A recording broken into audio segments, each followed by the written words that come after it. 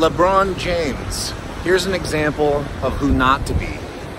The kind of leader, the kind of person of who not to be. This guy, he was born with the talent to be the greatest ever, the physical gifts to be the greatest ever. If you're like into bodybuilding, you may think like you know, the Ronnie Coleman genetics, right? That's what LeBron James has for basketball. But that guy's not happy. That guy, and he's not able to elevate his teammates like Tom Brady is.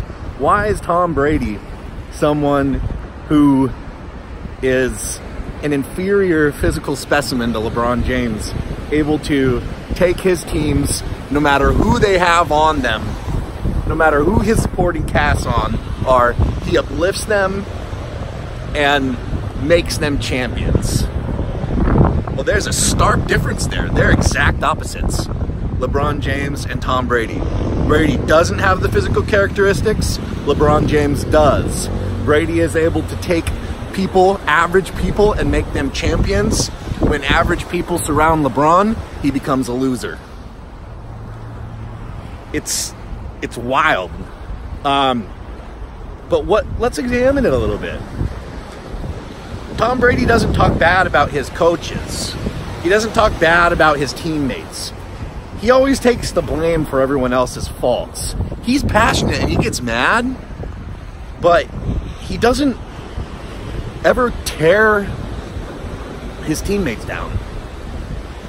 He doesn't put himself and his accolades or his statistics or his greatness ahead of the team or ahead of anyone else. Like, it's just not even about that for him.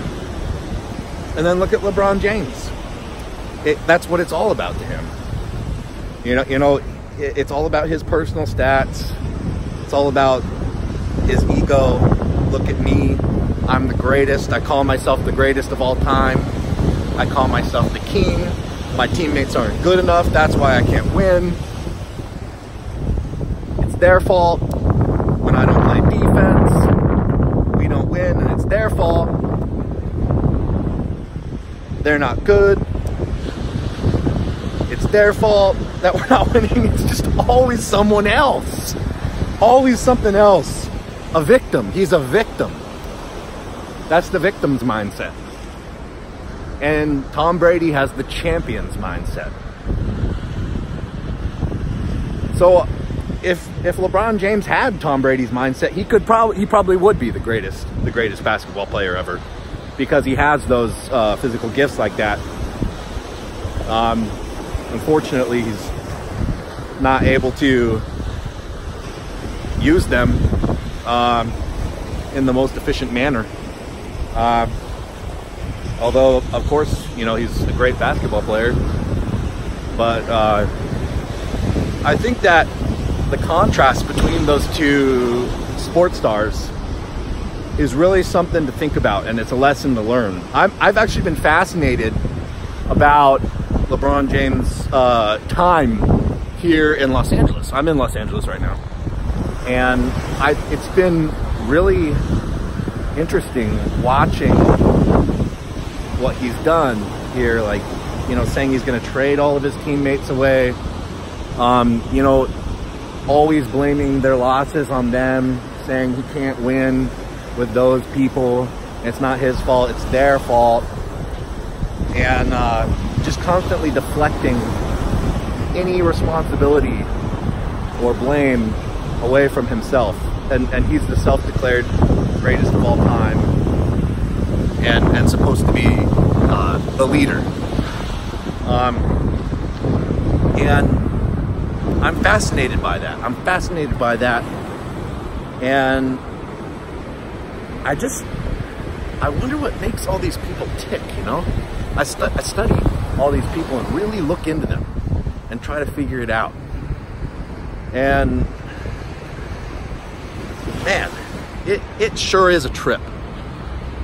So I'm just going to leave you guys with that. I've been thinking about that. I've been thinking about LeBron James. I'm thinking about Tom Brady.